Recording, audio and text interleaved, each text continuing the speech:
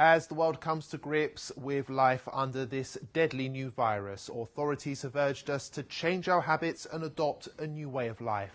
This you already know, but what might surprise you is that your new lifestyle is an Islamic one.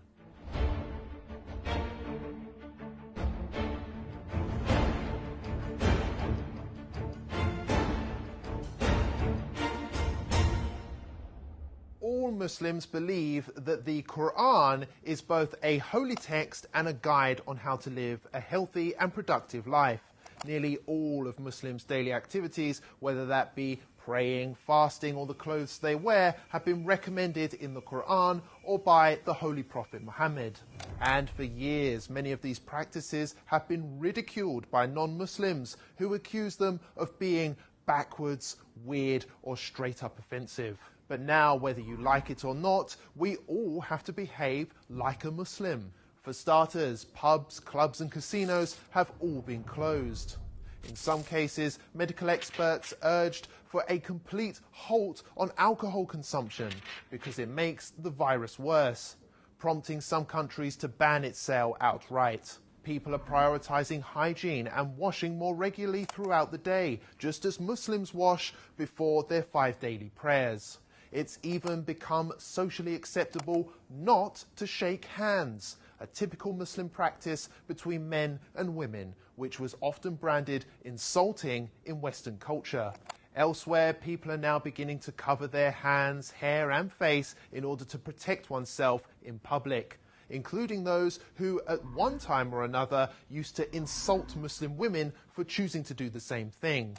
You can use a scarf. A scarf is, a lot of people have scarves, and you can use a scarf. Scarf would be very good. And my feeling is if people want to do it, there's certainly no harm to it. I would say do it, but use a scarf if you want. Even Islamophobic governments, which blanket banned the Muslim burqa, can now be seen adopting masks, which makes them look more Muslim than ever before. European countries like Austria have gone as far as to make face covering compulsory by law. And the face veil, covering, has turned out to be so beneficial that London aims to make it compulsory for all in shops and on public transport going forward. And there's more. On the economic front, interest rates have been slashed to near 0% in some cases, which is exactly what Islam teaches. Muslim families also self-isolated naturally for prayers and fasting during Ramadan for an entire month, while non-Muslims massed on British beaches. Now, you may ask, what's the point in bringing this all up?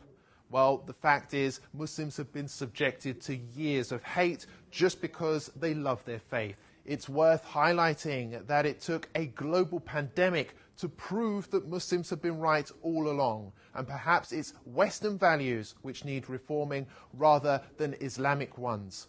Remember that the next time you have something nasty to say about Islam.